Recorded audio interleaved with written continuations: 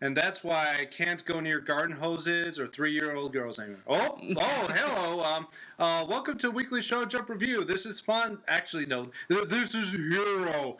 No, you're not. Damn it. Anyways, guys and gals, this is Weekly Show Jump Reviews. July 3rd of 2013 review. Yay, finally July, and it's still cold weather here.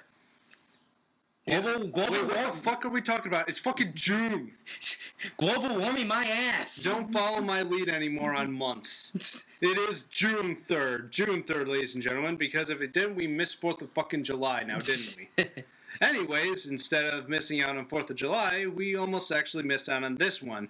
Due to the fact that there was actually a little research done, we were probably actually not going to get this one due to the revealing of some of the information in the particular magazine, but instead the authors allowed for it to actually happen.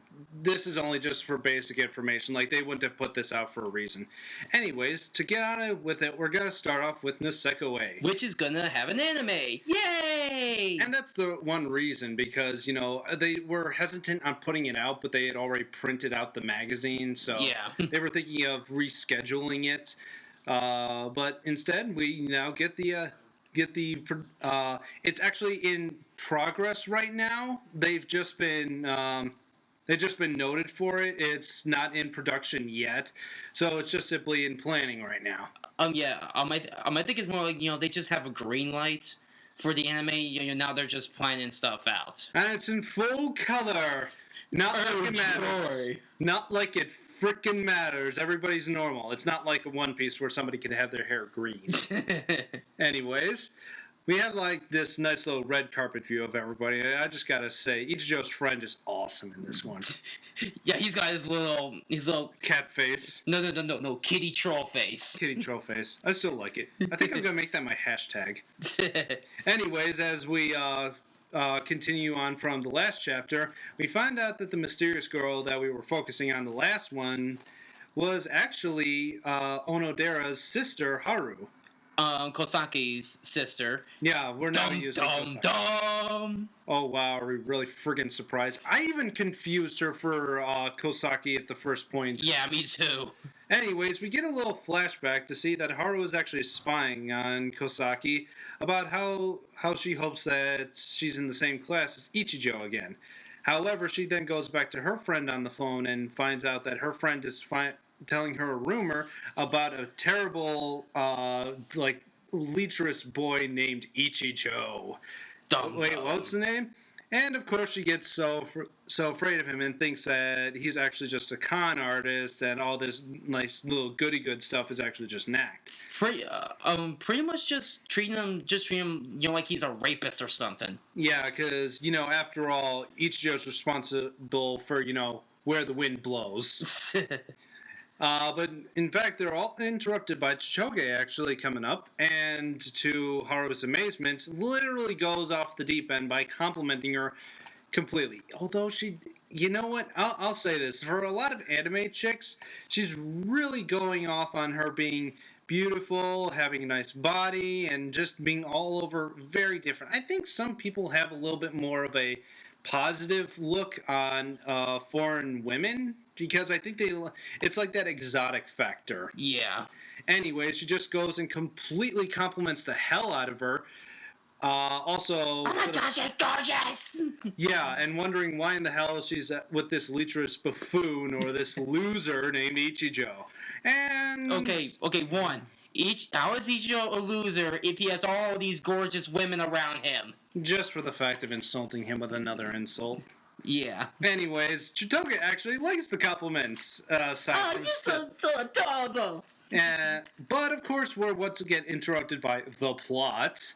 By having, oh my goodness, Tachibana come back and wrapping arms around Ichijo, calling out Raku darling. Or Raku dearest. And of course, once again, Haru is shocked to find another woman at his side. And once again saying, what, another freaking babe is here? And she asks Tachibana why in the world she's holding on to another boy at school so I guess, So scandalously. So romantically. Yeah, and Tachibana retorts by saying, "Love will come over all, even a girlfriend." Yeah. I have a feeling she's gonna be a main character. Dude, she's already main character, Maya. She just likes to butt the fuck in. And dude, remember the giant statue of chocolate? Oh yeah. No. I'm talking about the little sister. I think the little sister. Haru? Yeah, I think Haru is gonna be a main character. Only she's gonna be the kind of character who is like gonna try to expose him, on every turn, and not be one of and not be one of the harem lovers. Well, I'm betting that's the case. And of course now Kosaki now. I'm gonna have to get used to that. Tries to talk her sister out of it. However, Haru then reveals the most shocking evidence of all. He saw her panties. Okay, I'm gonna make the Wsjr reference. He touched my breast. Yeah, that probably would actually work. But in fact, it's all a misunderstanding. But still, Chitoge kicks his ass for it. Yeah, because you have to. However, of course, Haru is still pretty ticked off, and then eventually goes off on her own, looking at the club board, seeing of what club she actually wants to join. There's a manga club. Well, yeah, but, we'll never have that. Anyways, she wants to actually join up to take care of the school pets, which I guess a lot of Japanese high schools actually have that as a form of, keeping kids in an extracurricular activity. She then finds out that Ichijo actually goes to this same area. However, she overhears his not bantering, but talking to himself about how Kosaki isn't there either, but would totally like to actually have the moment alone with her. Well, I think what he's doing is that he's like trying to think to himself, but he's thinking out loud. Well, no. Well, no, it's sort of like like how kids talk to their toys, as if they were real people, as a way to let out their feelings about things. And that's what I think that's what he's doing to this bird. Oh yeah, he's feeding, I guess, the school goose. I'm not familiar. I don't even know what that is. It's probably a goose. It's so cartoony. I can barely tell what it is. Anyways, he gets interrupted by somebody yelling at him. And who is it again? Once again, Haru, who is, kind of exposed him on him liking her sister. And once again, due to the plot, the poorly drawn bird decides to flip up her skirt for no other reason. So, wind and birds, not a good thing for Ichijo in this series. So, Japanese schools, do you like having skirts? This is why our Catholic schools are a hunting ground for, pedophiles. Anyways, we skip then back to... We get a bath scene! The Onodera house. You're a sicko. Okay. Here's another cliche. Someone in that group owns a bathhouse. Yeah. That's another cliche. Yeah, it's pretty much the same thing. And of course, Kosaki tries to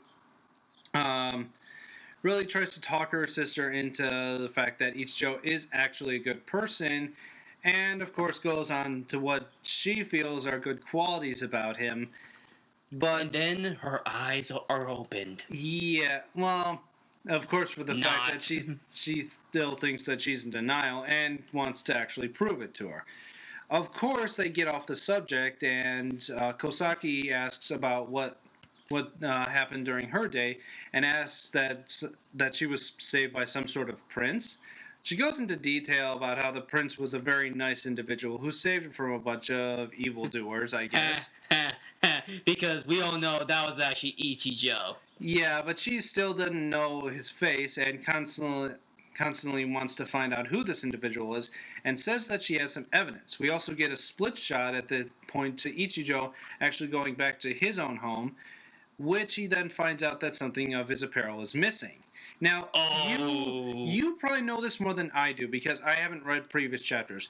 She's now holding what appears to be a very big pendant of a lock. Yeah. A very interesting designed lock necklace or something like that. This pendant is sort of like the MacGuffin of this series because when he was very little, the whole. You remember I said that this show also takes liberties from Love Hina? Where he had this childhood friend that he'll one day meet again and fall in love and get married. Okay, so what's the point of the lock? Okay, he has to find the girl. He has to find the girl who has the key to that lock. But the thing is, Chitoge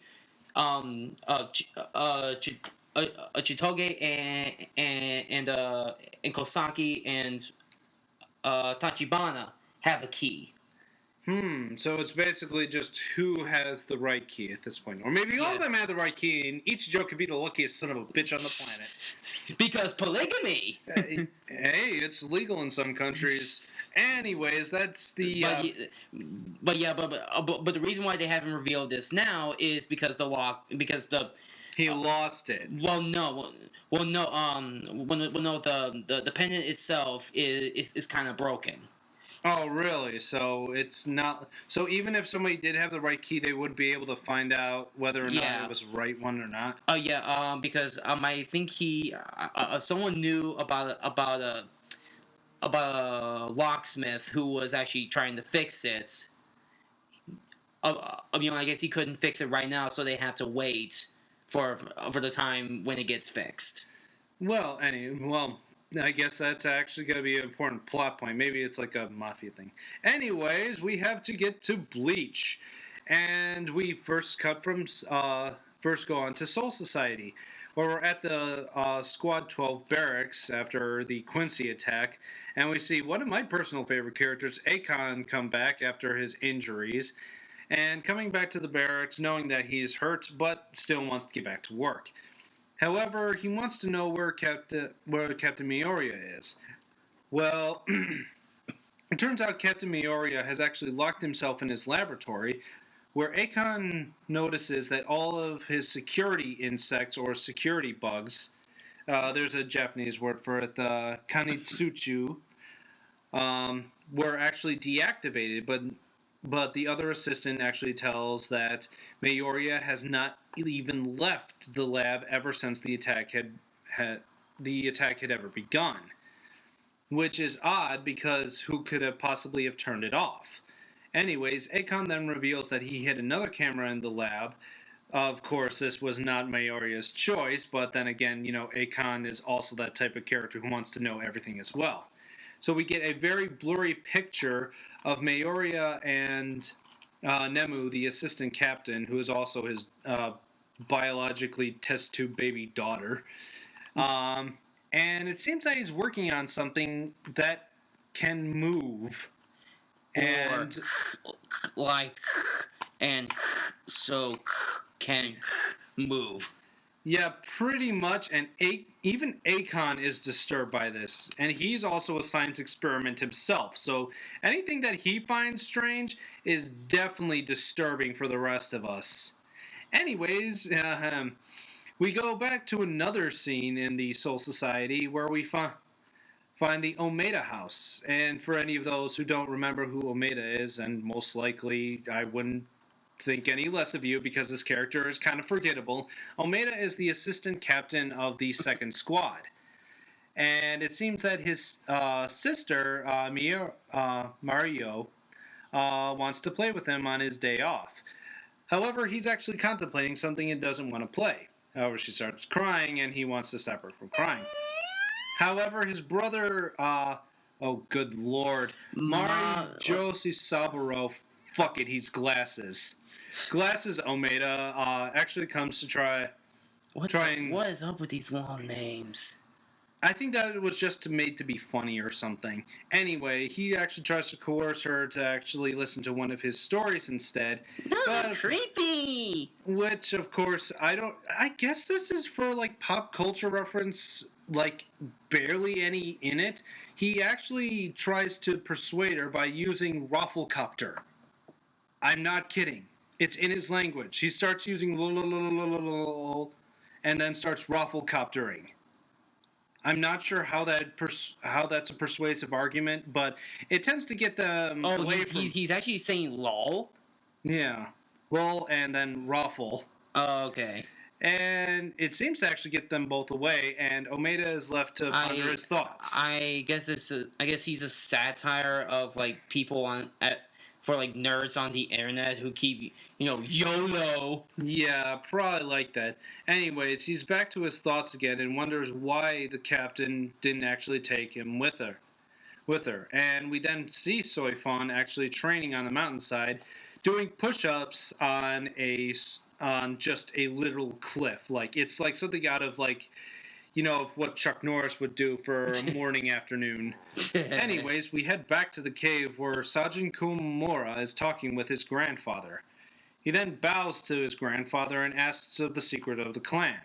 His grandfather laughs at him ominously, and says that he doesn't because he feels as though that when he left, he felt disgraced by his own looks by wearing armor and that mask and that like kendo-like helmet, and feels as though that he shouldn't learn any secret, for he is in fact disgraced of his own face. However, Komamura says that he no longer needs the mask and is often respected in Soul Society for his appearance. So he now wishes to learn the secrets only because the world is at risk. Kind of noble. However, his grandfather once again silences him. No, give me my prune juice. By telling him that the world will never actually be at risk. The only thing that changes is those who rule it. And at this point, he doesn't actually care who rules it, whether it's the Soul Reapers or the Quincy's. And of course, Sajin feels that this is a bad thing because, well, for most Quincy's, they don't usually kill in the form of what Soul Reapers do. The Zanpakuto sends them to Soul Society like a instantaneous transport device, whereas a Quincy's bow is literally just made out of reishi, which in turn is actually just made out of ghostly particles, which can be summed up as like a spiritual knife for ghosts, which means that they can kill souls literally.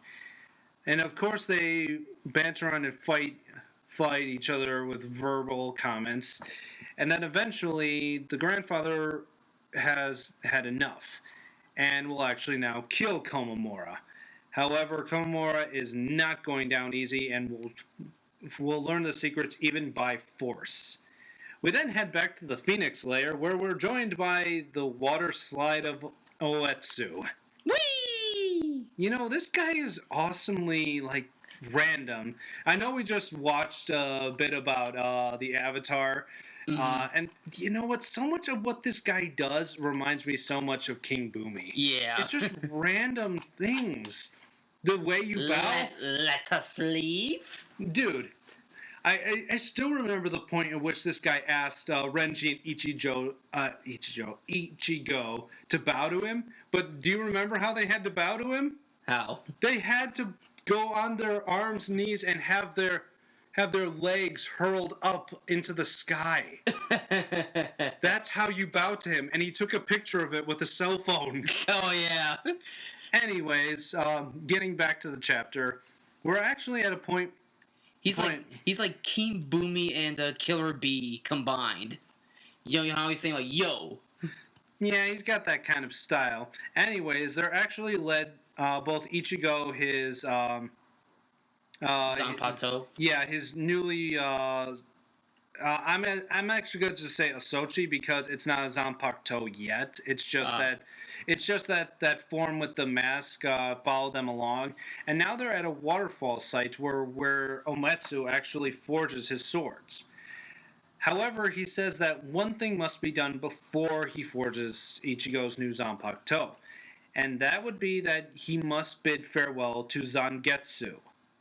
Huh. Which is odd because Zangetsu is his sword. And he's done all of this soul searching, going through his past. To just let it go. Which is a big mystery, but of course we'll let that mystery happen at the next one. And now we get to Naruto, where I had to admit, really, The resurrection of Team 7! Oh my god, it's all over the internet!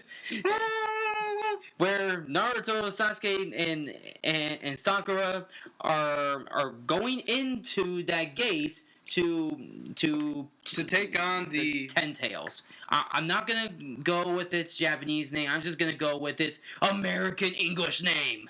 I just say the Jubi. I just say Ten Tails. Whatever. Because it's easier for me because I'm American. Wow.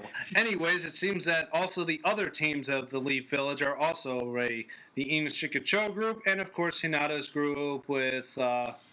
And Ten Tails is going to do once again another giant Biju Dama, but unlike the last one, this one just simply goes out the top of the barrier. Well, yeah, kind of like a fireplace. You know? Yeah. He's trying to bust out of there, but due to the fact that, the Hokages are awesome. 4 Hokages are doing it. Yeah, that's going to be tough to beat. And so to actually control the barrier itself, the first Hokage makes duplicates of himself. Wood duplicates. I love what he does with this stuff. It doesn't matter. He'll just pull a sword out of his ass one day. Yeah. And so what? Team 7, 8, and 9, I guess. Yeah, I don't remember the other two, but I do know Team 7. That they have to go inside.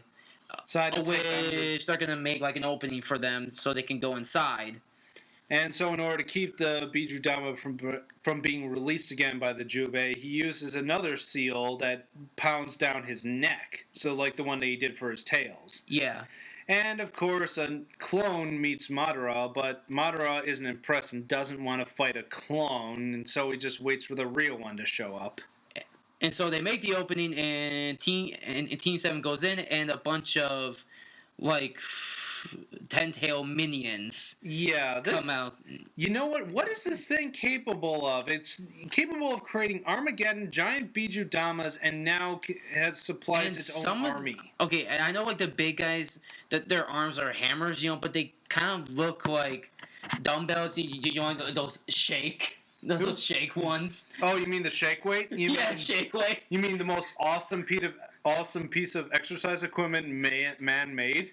Yeah. And so, I'm good at that one.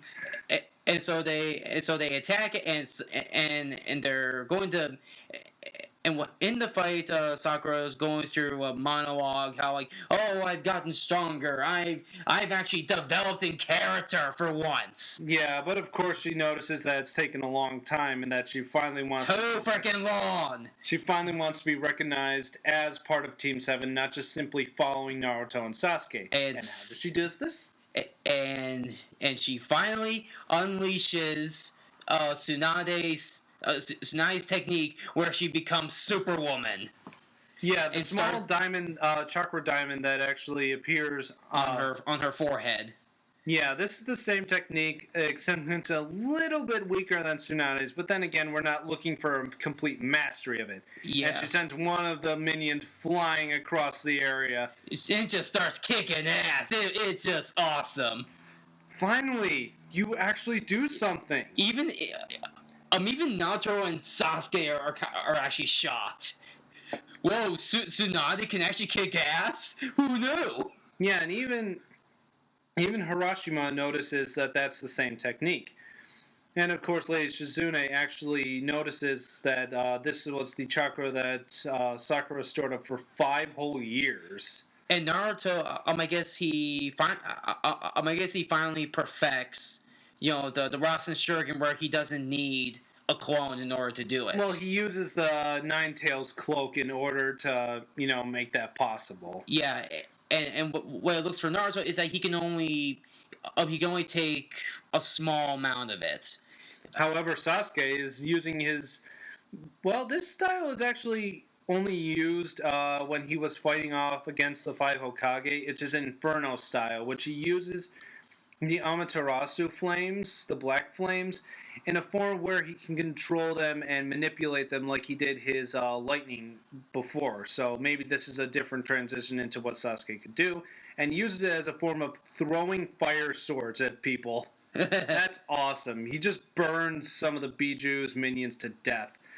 And so and so they regroup And they're all back to back and ready to fight off some more minions. And so and Sakura goes all like, "Try to catch up, boys." Because I want to become Hokage too. You know what? Everybody wants to be Hokage. Okay. You three. I'm Spartacus. Oh, okay. How about you three just become the new Sanin. Yeah. Why don't you guys just They're become already that. They're already new Sanin. But that's the end of that chapter. And we get One Punch Man. And we're at a peaceful point? What the fuck is this? Why is it peaceful?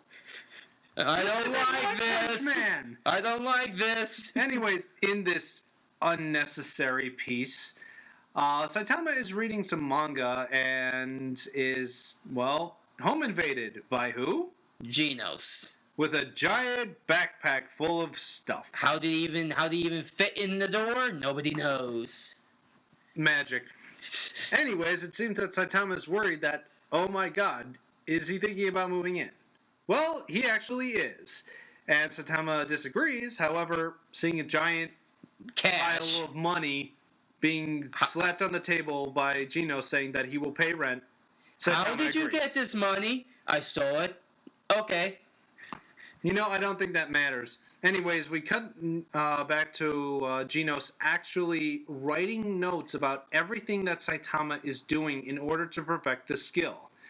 Now, remember, people, that Genos is a cyborg, so doing all that physical work means little to nothing. So he can't get stronger by how Saitama did, but I guess he's trying to use it via willpower or something like that. Oh, this is almost like that episode in Teen Titans and Cyborg. With Cyborg, where he thinks he's only limited to his mechanical abilities. Yeah, which of course I guess with it being it's kind of happy-campy episode, but anyways, we then find out that any C-class hero who is not been doing any sort of activity for superheroes for a week gets dropped from the registry. And we get a nice one-pager of... nice four-pager of focusing on Saitama's very worried face. And Genos explains that there are so many C-class heroes that it's essentially just a weeding out process, so anybody who's inactive for a week gets dropped because they know that that hero isn't for the particular organization. And with this, Saitama was worried as hell. And he gets super realistic. You know, aside from the fact that he is most likely the most powerful person in this entire manga, he is the one who is never recognized and is considered to be to be worried about being a superhero. You know, this is weird. Seeing as how he took down a bunch of mutants, a guy who had superhuman strength, and a ninja who had superhuman speed, you know, that's why it's funny. But anyways, as Saitama continues to go, he actually is almost followed by Genos, who wants to follow his every move. But, of course, because Saitama actually wants all the action instead so that Genos doesn't get any of the credit so that he could still be a superhero, he actually comes up with a very convincing way of keeping Genos here. And that's by saying, follow the will of the hero. I'm not going to go into that. There's a whole lot of dialogue, but it's essentially follow the will of the hero. Don't just come with me and study me. You have to be a hero on your own. Do you have the will of fire? And Genos actually falls for it. Okay. The problem is that over the entire city, nothing's happening. As Saitama runs frantically everywhere to find problems going on. Oh, he looks like a drug addict. Well, now we actually go to the next day, and as Andrew said, it's because there's nobody to fight, no crimes that have been committed. He's sort of becoming like how a drug addict is, without going a day without drugs. However, plot device again. Sonic. We see a kunai being thrown at Saitama by Sonic. And, of course, Saitama gets his name wrong. Joints, pain, panic. What? He forgets his name quickly. It's the speed of sound, Sonic. He's just that stupid. What can I say? Anyways, we get a small clip of some crows eating the bits of Beast King. What kind of crows are they? They ate his mutated DNA, and they just ate pieces off of him, and then eventually turned into these stick figure crows. Okay. Who cares? Anyways, we then finally Still get no to One Piece. Still no One Piece. You can go and suck it. Haha. Anyways, we get now to World Trigger, where we go into a little bit of a future cutscene, where we see that Sujin and Jin are having a conversation about the next battle coming up with Yuma. And, of course, Jin is right on the money with this, saying that his side effect says that the battle will not actually go in Sujin's favor. Which, of course, is what happened, as we now come back to the climax of that fight, which Yuma had won. And he still doesn't have that one arm. I guess there's some sort of healing process. Anyways, Sujin is actually very upset with this and trying to analyze the situation of how he used their attack at a much stronger level. Anyways, Osamu tries to convince Sujin of this, and, well, he doesn't really need to convince him because Jin actually shows up to actually make things clear for everyone. And why he feels he needs to compliment Osamu's, little sister, I don't know. And he calls Replica Professor. I guess because the guy has knowledge. I'm not sure whether I like this character or not yet, but he's showing some promise. Anyways, Replica. I still think he's gonna be the Aizen character, where you think he's a nice guy, but he's really not. Anyways, it seems that Replica informs Osamu and Yuma that Jin didn't actually come here to fight and didn't really need to subdue anybody. He just throwed around his, rank around because he's an S-class, much higher than Shujin or the others.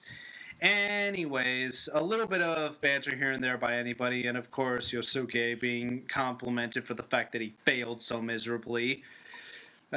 He doesn't take it too well. Anyways, Jin says that they should all have a talk about the situation at hand. And, of course, he then states by giving a small amount of information that Yuma is actually something called a black trigger. And so, I guess we're going to be getting all kinds of colored triggers. Well, it seems that there are only two at this point. White and black triggers. The white triggers have been the ones that most of the border agents have been using at the time, where Yuma's is a black trigger. Of what that is yet is still unknown. Anyways, how much one bet this is gonna be like a Green Lantern thing, where there are all kinds of color triggers. Maybe. It would add some color to the series. I'm funny. Anyways, it still continues on as Jin tries to make sense of what a black trigger is, and in short, what they tell the difference. A black trigger is created by using one's Trion, but that the Trion actually interacts with the user's personality, therefore changing it from a different trigger. The way it sounds is like white triggers are basically what they are. They're just designed. Black triggers act differently to the personality. So, say if you're angry, it may just turn into a giant weapon. If you're calm and collected, it may turn into something completely different. It just reacts like that. So it's like a shape-changing trigger. Just like the lantern rains. I might think it. Depending on the rain, I may reacts to your mood or to your mind. Well, it's the lantern rings are different because they're based on a single personality. Like red is the wrath, green is willpower, yellow is fear. Mm-hmm. Where this one just simply reacts. It's like essentially a mood ring. It simply reacts to whatever personality you're feeling at the time. Mm-hmm. And so, of course, due to Yuma's, I guess, disposition of being very calm and very lax, he has a lot of full control over it without it going haywire. Anyways, of course, Shujin tries not to think about that and thinks that why is a black trigger here and why is that so much different? because Jin tells them that he's met a black trigger before and he was nearly killed by it, but also saved by a black trigger user. Anyways, Shujin is actually still even more pissed off at that by stating that even though that you were saved by neighbors, even though you coerced with neighbors, all neighbors must be destroyed, and uses a command called bailout, which essentially is most likely like a teleportation device. I think someone's a racist. It's tough to not be, especially when that particular race eats you. Anyways, the conflict is over, and even Yosuke goes back into his original form instead of going back to the base, which he's fine with because, well, I guess he's actually a lot more lax than we thought because he wanted to fight, but I don't think he wanted to fight to kill, so I guess he's just disappointed about how the battle went. But he seems to have an overall personality about it and doesn't really stop smiling. Anyways, Yosuke actually gives a little bit of why Shujin hates neighbor so much, and that's because his sister was actually killed by a neighbor. Yeah, you'd probably have some hatred if a neighbor had killed your family member. It's so weird to say, especially with the name neighbor. I'm just thinking of Mr. Rogers coming up and stabbing you in the throat. Hello, neighbor. I just want to see the Mouse Kingdom. Anyways, the snipers and Yosuke actually... will you be my neighbor? actually leave the scene to leave the others to talk about the incident. And of course, Osamu actually talks to Jin about how his sister is also I guess, neighbor magnet at this point. And they head back to the border office where, of course, we get... You know what? I like this office scene because there's the couple people I like and the people I fucking hate. Yeah, especially the guy at the head of the battle committee. He just really just pisses me off. And the financial director, good lord, I hate these two because all they care about is publicity and who's following orders. Well, the other two, and the guy who looks like Fuller's Hughes from Full Metal Alchemist, yeah, like we said before. He's only been in one so far, so it's hard to remember his name. Anyways, it seems that they are also questioning the fact of why Jin was keeping this black trigger a secret. Well, and of course he finds that, well, he can actually handle the situation because Osamu is there. And, well, because Osamu has actually gained a friendship with Yuma. So some of them are actually convinced, but the other two, and including Masamune, are not exactly interested in this. Because Masamune, for whatever reason he's got, wants to dispose of the neighbor of holding the black trigger and to recover the black trigger. And like I said before, these two guys just piss me off. They're in so much agreement with it because, oh, well, we don't want the publicity of actually having a neighbor as an ally, so why not just kill him and take the trigger? Because politics. And of course, the battle committee chairman actually wants to pull out all ranks and use most of the A rank border patrol unit to take on Yuma. He's literally asking that an army be sent to him. And of course, many of them try to keep that order from going on. And, God, you know what? What is with this guy? Masamune once again repeats himself. They want the black trigger, and they want to use the black trigger to make one of their own. This sounds like a stereotypical villain. Yeah, but they also state that they have a black trigger of their own. And who is it? Jin. Dum dum dum. This is probably due to the fact that side effect he's been talking about for a while. But anyways, that's the end of the chapter, and hope to God that he doesn't go through with it. Okay. Toriko. I was not looking forward to this, ladies and gentlemen. Okay. Here it goes.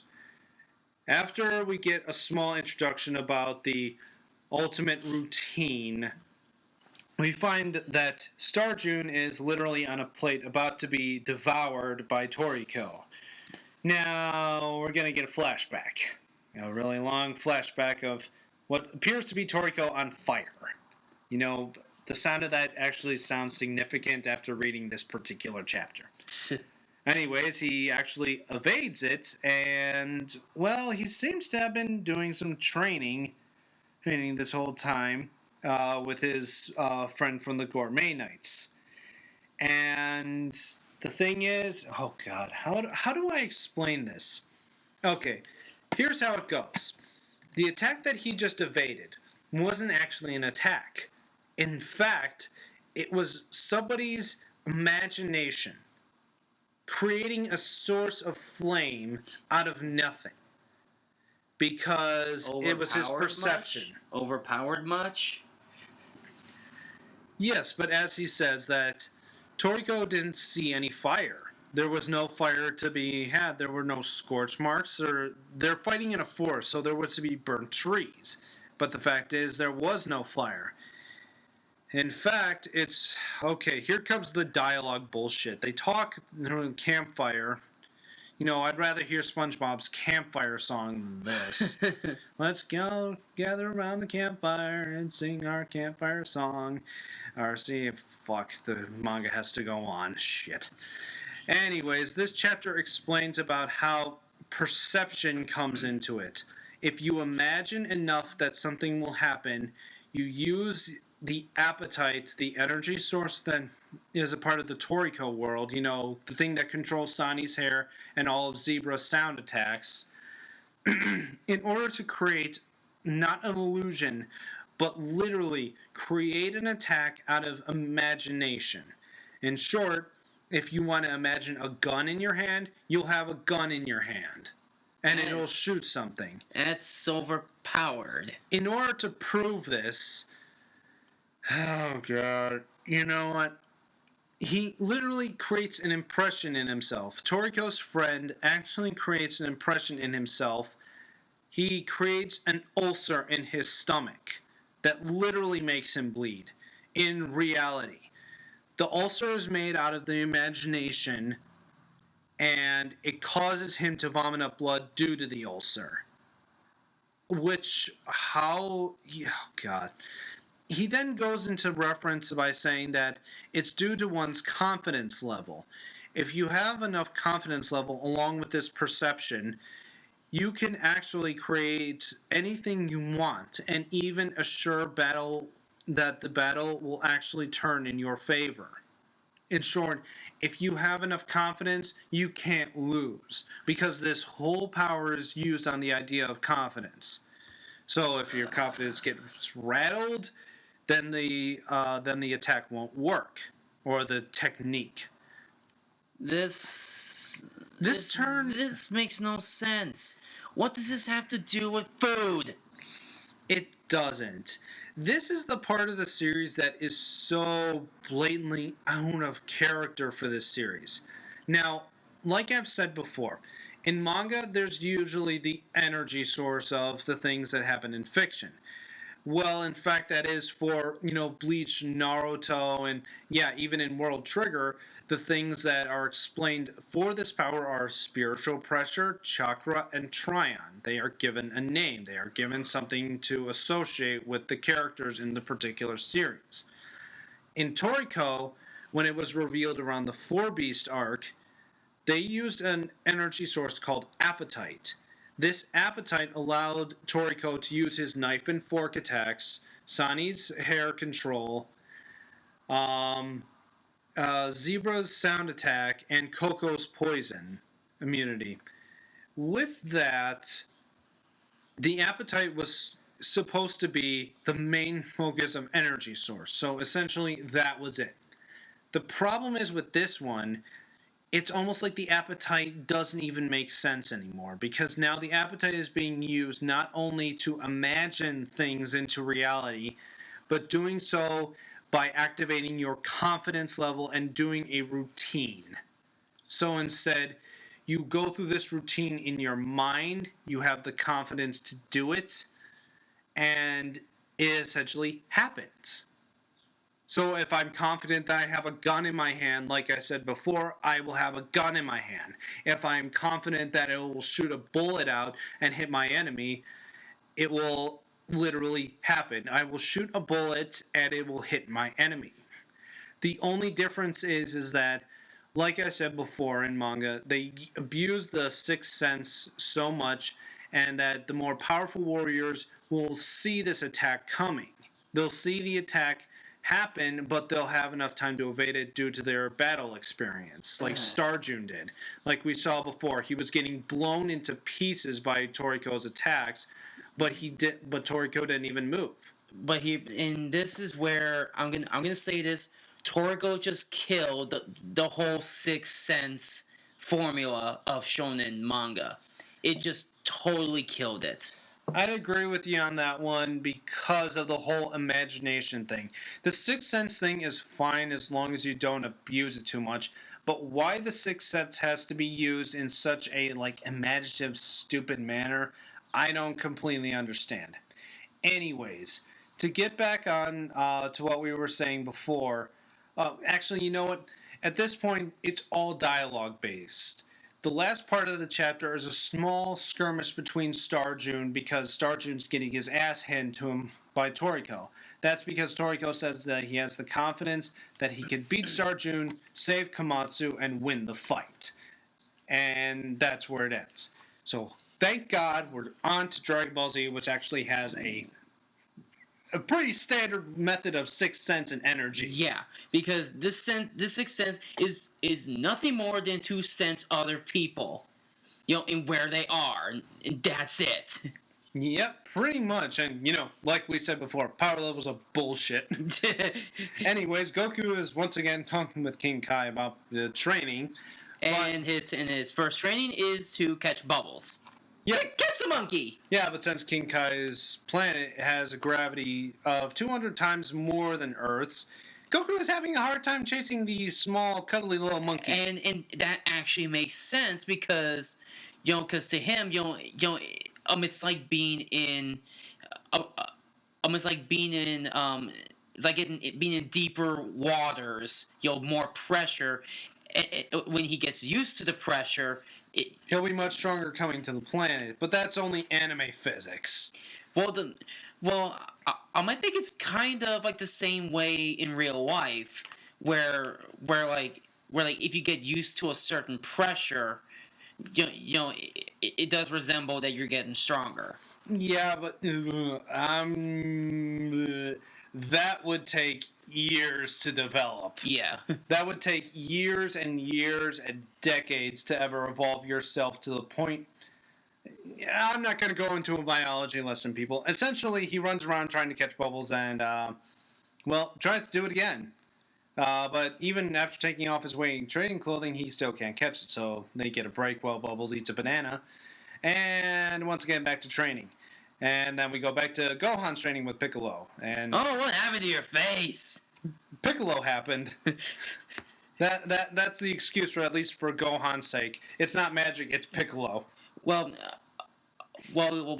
he and Piccolo actually talk, and Gohan tells him that he actually sees good in him, regardless of what his mother says. Yeah, and of his past, trying to kill Goku in the World Tournament. And Piccolo calls him a little brat. Yeah, and anyways, finally, Goku captures the monkey! In very short pace, unlike in the original anime, where it takes 50 episodes to get him. Yeah, but then again, the next test is about to happen. He makes a... I guess he's gonna be talking about, I actually forgot what the second part of the training was. I actually forgot. You'll remember soon. Anyways, we then cut to the final parts of the chapter where Kami's going to be teaching the other Z warriors like Yamcha, Tien, Chaozu, Krillin, and Yajirobe, where Gohan and Piccolo are still duking it out. And, Dodge! Yeah, and King Kai seems to be blowing Goku away. That's an odd thing. Anyways, we then soon see that the Saiyans will be arriving momentarily. Dum dum dum. And that's the end of the manga for today, for the weekly Shonen Jump review, and just showing a few shots of Aeson. Anyways, One Piece, yes, we'll be returning! Yay! And so will the conclusion of the Rurouni Kenshin Restoration manga, side manga, will also be in there as well. And trust me, I've done a little bit more research now, so now I know names completely. Sorry about the lack of information before, but, you know. Anyways. Now we get to Fairy Tail, which this was a weird chapter. Beauty shot of Gray first. With frogs. Fangirls. It was time for the fangirls to get theirs. But yeah, like, okay, so in this chapter... oh, are we going to hear another Swifter commercial again, like last time? No, shut up.